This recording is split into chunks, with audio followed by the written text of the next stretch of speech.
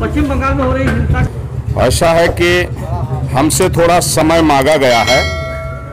तो वहाँ विधिक कार्रवाई जो है करने के लिए मुझे आश्वासन मिला है कि संविधान की रक्षा हर संभव में की जाएगी और वहाँ जांच की जा रही है। जो लोग जो है इस तरह से अनलीगल असंवैधानिक कदम उठाए हैं, तो हमने जो है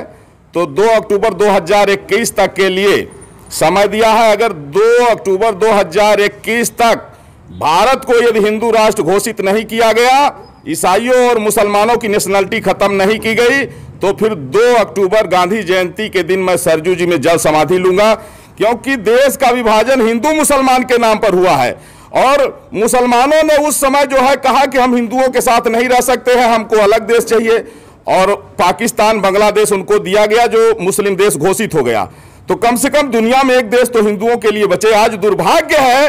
कि वेस्ट बंगाल में जितने यहाँ के मुसलमान हैं वो भी रोहिंग्याओं के साथ मिलकर के एक तरफ से हिंदुओं की हत्या कर रहे हैं, और उसी तरह जो है तो तमिलनाडु में हो रहा है, केरल में हो रहा है। जहां भी मुस्लिम आबादी ज्यादा है उनको पाकिस्तान से प्रेम है, लेकिन हिंदी हिंदू और हिंदुस्तान से नफरत है। ये हिंदी हिंदू और हिंदुस्तान के वजूद को मिटाना चाहते हैं। इसलिए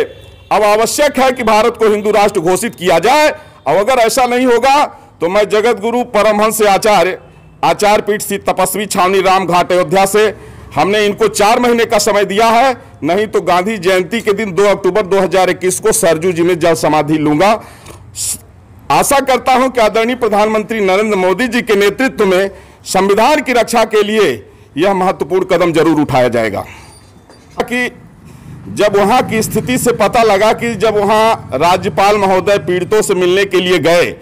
तो जिस तरह से वहां के मुस्लिम समुदाय ने, रोहिंग्याओं ने उनके साथ में जो बदसलूकी किया, इससे यह पता लग रहा है कि अब पूरे देश में मुसलमानों की नागरिकता समाप्त होनी चाहिए, भारत हिंदू राष्ट्र घोषित होना चाहिए। नहीं तो 13 बार भारत के बंटवारा हो चुका है और अब स्थिति में भारत नहीं है कि फिर से यह बंटवारा झेल सके। तो इसलिए राष्ट्र की एकता और अखंडता के लिए चाहे जान चले जाए, लेकिन मुसलमानों की नागरिकता समाप्त होनी चाहिए, भारत हिंदू राष्ट्र घोषित होना चाहिए, और इसके लिए हमने 4 महीने का समय दिया है। महाराज जी, अगर